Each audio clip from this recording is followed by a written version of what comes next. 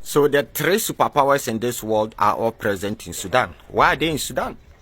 Now, some Africans think it's just because of Sudan oil. That is why these three superpowers are in Sudan. It's not just because of Sudan oil, but it's because of how strategic important Sudan is. Now, why is the United States trying to take control of Sudan? It's because of China. It's because of China. That is why United States is trying to take control, Sudan. If you look at the Swift Canal, it connects all the way to the Red Sea. So if United States is able to take control of Sudan, they can block oil from Saudi Arabia to China. And we all know that you need fuel to fight in war. So if they're able to block oil from Saudi Arabia to China, then China will be in problem. Any potential war against United States, China will be in problem. So that is why both United States and China have a military base in Djibouti. It's because of the Red Sea, right? Now, let's talk about Russia. Why is Russia in Sudan? Russia didn't just wake up and said we are going to Sudan. No. The Sudanese people invited them in way back in 2017 under Omar al-Bashir. So now the question is, why did Sudan invite the Russians in when these two...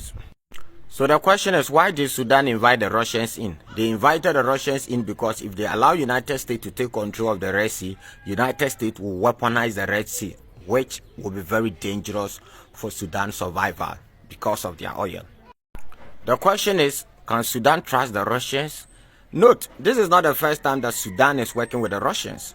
They worked with the Russians in 1973, the 10th Ramadan War.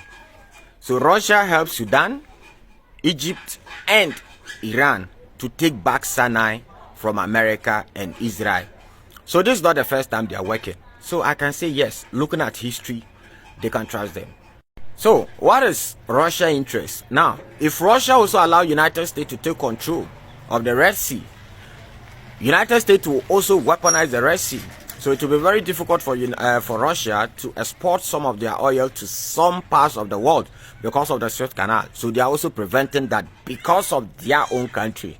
So they don't also want United States to take control. So this is the interest of Russia, this is the interest of China, and this is the interest of United States. United States is the only country on earth here, right? United States and the collective West. They are the only people in history who have a history of weaponizing everything under the sun. The Russians and Chinese, they don't have that record. So it's simple. Everybody is fighting for their interests, and Sudan is also fighting for their interests.